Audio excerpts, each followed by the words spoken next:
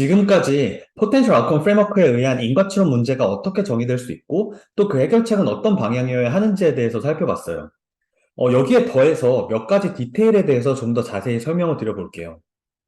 먼저 포텐셜 아웃컴 프레임워크가 성립하기 위한 가장 기본 가정 중에 하나이지만 사실상 많이 간과되고 있는 것 중에 하나가 바로 이 Stable Unit Treatment Value Assumption, 흔히 줄여서 ＳUTVA라고 하는 가정이에요. 이건 두 개의 가정을 하나로 합쳐놓은 건데 그중 첫 번째 가정은 바로 Counterfactual Consistency예요.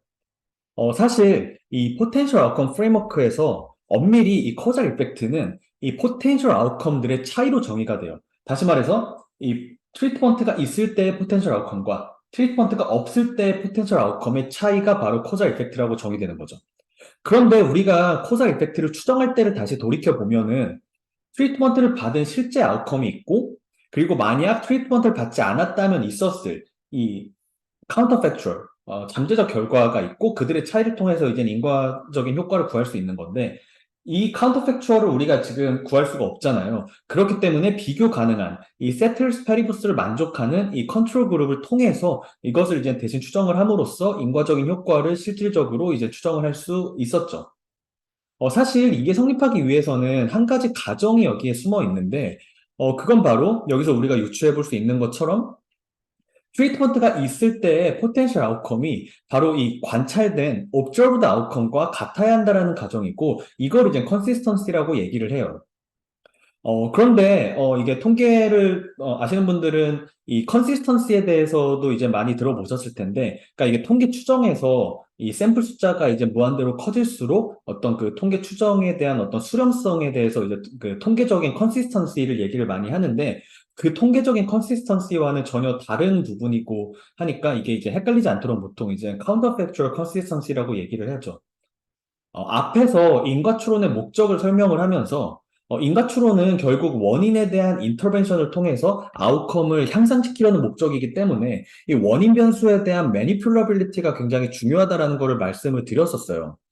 사실 이 매니플러빌리티는 이 카운터팩추얼 컨시스턴시에 있어서도 굉장히 중요한 역할을 한다라고 볼 수 있는데 예를 들어서 이 오베세리 비만을 원인 변수로 한번 생각을 해볼게요.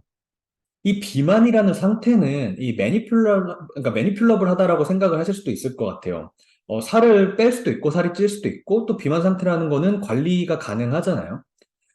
사실 뭐 1, 0이라기보다는 이게 정도의 차이이긴 한데, 우리가 어떤 처방을 내려서 비만 상태를 원하는 만큼 딱딱 이렇게 스위치 켜듯이 1, 0으로 이렇게 조정을 할 수 있는 부분은 아니기 때문에 그런 의미에서 사실 이런 비만이라는 상태는 인과추론 관점에서는 적절한 원인 변수라고 보기는 어려워요. 그럼 이렇게 매니플러블하지 않은 이런 원인 변수를 고려하게 되면은 어떤 이슈가 있을까요? 특히 이 counterfactual consistency 측면에서 어떤 문제가 있을까요? 우리가 이제는 이 potential outcome framework 하에서 이 비만이 건강 상태에 미치는 인과적인 효과를 추정하기 위해서 어떤 비교를 해야 하는지에 대해서 여러분들이 이제 머릿속으로 이제 생각을 해볼 수 있을 거라고 생각을 하는데, 비만일 때의 건강 상태와 비만이지 않았을 때의 잠재적인 건강 상태를 비교를 해야겠죠. 그런데 사람들이 비만이 된 이유에는 사실상 굉장히 다양한 원인들이 있을 거예요. 누군가는 칼로리 높은 식단 때문에, 누군가는 밤에 늦게 이제 식사를 하는 습관 때문에, 또 누군가는 또 지병 때문에, 또 누군가는 운동 부족으로 이렇게 각각 서로 다른 이유로 비만이 됐을 수도 있어요. 그리고 이렇게 서로 다른 이유로 비만이 된 이 사람들에게서 관찰되는 이런 observed outcome, 그들의 건강 상태는 사실 각각 다 다를 거예요. 그쵸? 그 밤늦게 식사를 하는 습관으로 비만이 된 사람과 운동 부족으로 비만이 된 사람의 건강 상태는 다르다는 건 쉽게 예상이 가능하죠. 다시 말해서 비만이 있을 때 포텐셜 아웃컴을 구해야 하는데 우리가 실제로 관찰 가능한 이 비만인 사람들의 어떤 건강 상태는 각자 그 다른 원인에 의해서 이제 비만이 된 사람들이 있을 수 있기 때문에 그 원인에 따라서 그 사람들의 어떤 관찰되는 그 헬스 아웃컴은 다를 수밖에 없다라는 거예요. 그러니까 이제 이 카운터팩추얼 컨시스턴시의 위배가 되는 거죠. 그래서 이 매니플러블하고 그에 따른 어떤 카운터팩추얼과 그리고 포텐셜 아웃컴을 명확히 정의할 수 있는 이런 트리트먼트를 디자인을 하는 게 이 counterfactual consistency 측면에서 굉장히 중요하다라고 할 수 있을 것 같고요. 그리고 섭바의 두 번째 가정은 또 이제 interference, 간섭이 없어야 한다라는 건데, 이건 상대적으로 이해하기 좀 더 쉬워요. 각자의 포텐셜 아웃컴들이 서로 간섭과 영향이 없어야 된다라는 거예요. 쉽게 말해서 트리트먼트를 받은 사람에서의 아웃컴은 이 트리트먼트를 받지 않은 사람들과는 전혀 관련이 없고 그들에게서 영향을 받지 않아야 된다라는 거고 그 반대도 당연히 마찬가지겠죠. 쉽게 예를 들어서 우리가 어떤 신제품에 대한 효과를 추정하기 위한 실험에 참가자로서 참가를 했다라고 한번 생각을 해볼게요. 그래서 무작위 추첨을 통해서 이 신제품을 사용할 수 있는 기회가 주어지는데 아쉽게도 이 무작위로 이제 추첨을 했는데 제품에 당첨이 되지 않았어요. 그러니까 이제 컨트롤 그룹에 배정이 된 거죠. 그런데 옆집 이웃을 보니까 이게 이제 당첨이 돼서 즉 트리트먼트 그룹에 배정이 돼서 이 신제품을 사용하고 있는 거죠. 그걸 보니까 괜히 이제 배가 아파서 만약에 이제 내 어떤 생활에 영향을 받게 된다면 사실 이건 명백히 이 트리트먼트에 대한 간섭이 있는 경우라고 볼 수 있어요. 사실 지금 이 당첨이 안 돼서 컨트롤 그룹에 배정이 됐을 때는 사실 이 신제품을 제공받은 이 트리트먼트와는 전혀 그 영향을 받지 않고 내 아웃컴이 유지가 돼야 되는데 지금 내 이웃이 트리트먼트를 받은 그 상태 때문에 내가 어떤 방식으로는 간접적으로 지금 영향을 받았잖아요. 그렇죠? 그러니까 이런 간접적인 영향이 없어야 한다라는 게 바로 no interference라는 가정이고 앞에서 살펴본 이 counterfactual consistency와 이 no interference를 합쳐서 우리가 이제 stable unit treatment value assumption, 섣바라고 얘기를 해요. 그래서 이 potential outcome framework의 기본 가정이지만 간과하기 굉장히 쉽기 때문에 이렇게 한번 짚고 넘어가는 게 필요할 것 같고요. 그리고 또 인과 추론에 있어서 또 굉장히 중요한 부분 중에 하나가 바로 ATT와 ATE에 대한 차이예요. 사실 이 ATT와 ATE에 대해서는 제가 앞부분에서도 잠깐 설명을 드렸는데, 이 Average Treatment Effect, ATE라는 거는 이 트리트먼트를 받은 집단과 받지 않은 집단 모두에서의 평균적인 인과적인 효과를 의미하고, 트리트먼트를 받은 집단에서의 이 카운터팩추얼만 추정을 해서 이 집단 내에서의 코자 이펙트만 구하면 Average Treatment Effect on the Treated라고 해서 ATT라고 얘기를 하고 이 트리트먼트를 받지 않은 집단에서의 이 카운터팩추얼만 추정을 해서 코자 이펙트를 구하면 그게 이제 Average Treatment Effect on the Untreated라고 해서 ATU라고 하죠. 이게 어떤 차이가 있는지 분명히 이제 보이시죠? 그럼 중요한 건 우리가 앞으로 배우게 될 여러 이제 인과추론 방법들을 활용해서 구하게 될 그런 커절 이펙트, 인과적인 효과는 과연 이 ATE일까요? 아니면 ATT일까요? 사실 많은 분들이 이제 간과하곤 하지만 사실 이게 굉장히 중요한 어떤 구분이에요. 우리가 관찰 가능한 결과를 이 커절 이펙트와 셀렉션 바이어스로 분리해보면 이런 차이를 이해하는 게 훨씬 더 수월한데 트리트먼트가 없는 상황에서도 트리트먼트 그룹과 컨트롤 그룹 간의 어떤 시스테매틱한 디퍼런스를 우리 셀렉션 바이어스, 선택 편향이라고 한다고 얘기를 했죠. 자, 그럼 우리가 현실에서 가능한 어떤 이 비교를 한번 생각해 볼게요. 즉, 트리트먼트를 받은 사람들의 아웃컴과 트리트먼트를 받지 않은 사람들의 아웃컴. 다시 말해서 트리트먼트 그룹과 컨트롤 그룹을 비교를 하는 게 우리가 실제 데이터를 통해서 가능한 어떤 비교이죠. 그럼 여기서 사실 이론적으로 우리에게 필요한 거는 카운터팩추얼이었어요. 그쵸? 즉, 이 트리트먼트를 받은 이 사람들한테 만약 트리트먼트를 받지 않았다면 있었어요. 그 포텐셜 아웃컴, 그 카운터팩추얼이 필요하기 때문에 그거를 이 식에다가 그 값을 넣고 빼볼게요.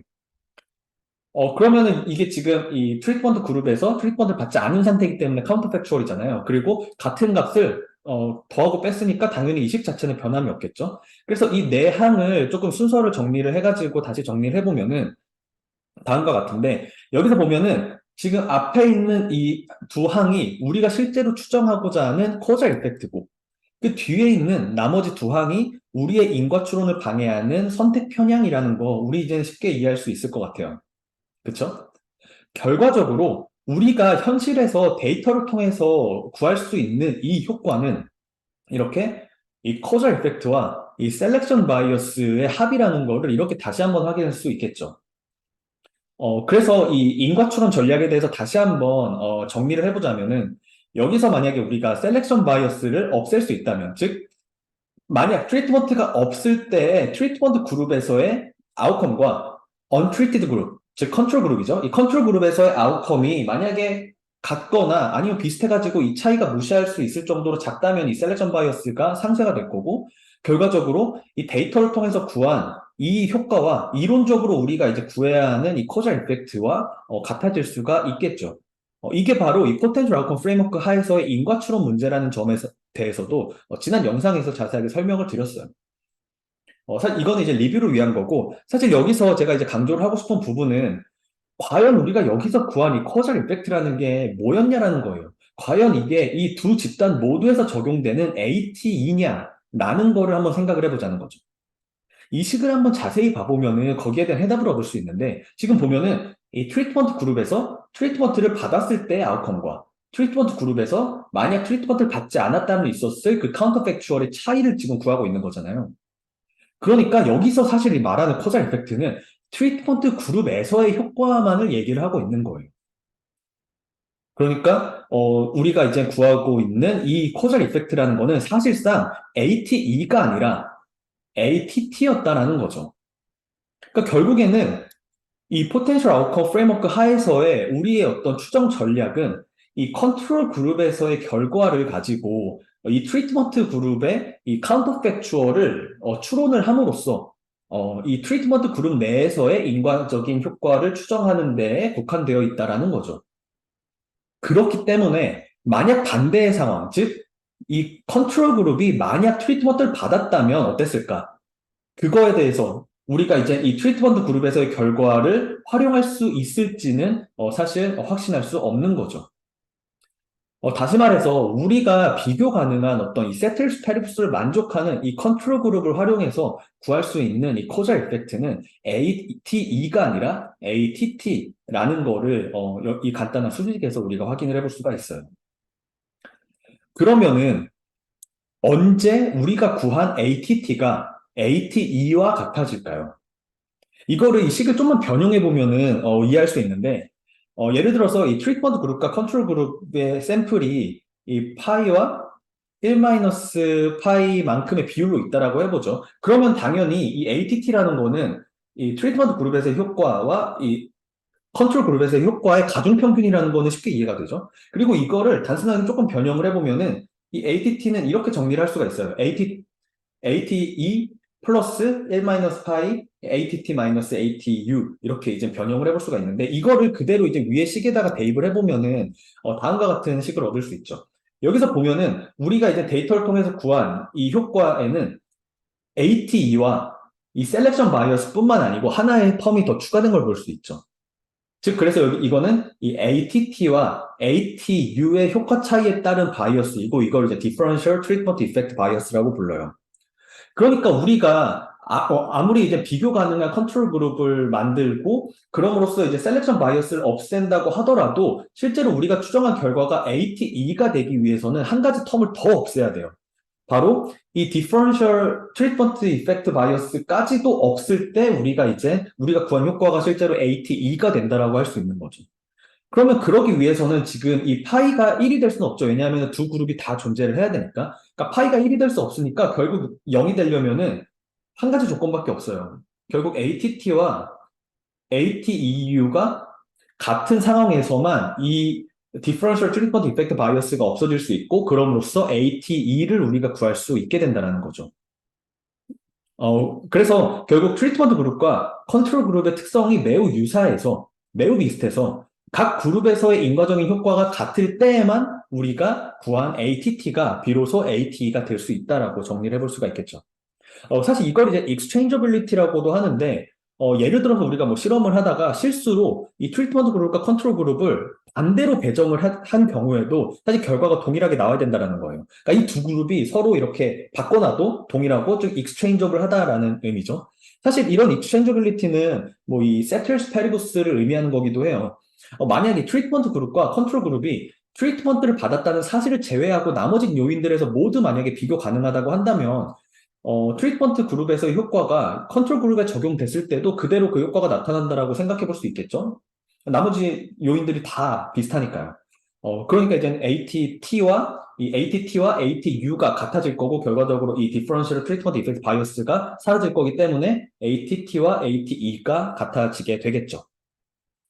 결국 이게 이제 ATE를 구하는 방식인데, 근데 경우에 따라서는 사실 ATT와 ATU가 같지 않을 수도 있고, 그러면은 우리는 데이터를 통해서 ATE를 구할 수는 없는 거예요.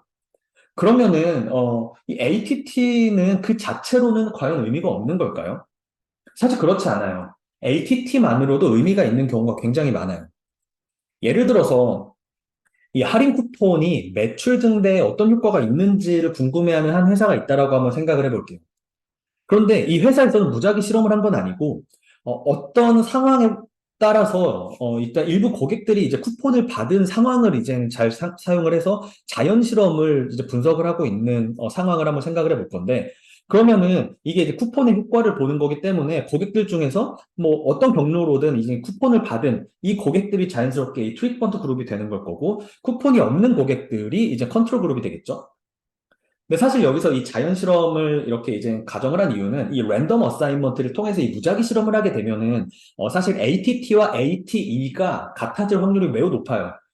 그래서 일부러 이제 이런 자연 실험의 상황을 이제 가정을 한 건데 이거는 뒤에서 이제 이 무작위 실험을 다루게 되면은 조금 더 클리어해질 거예요. 그런데 여기서 이게 만약에 이제 무작위 배정이 아니니까 한번 생각해 보면은 누가 쿠폰을 받을 확률이 높은지를 한번 또 생각을 해볼 수가 있을 것 같아요.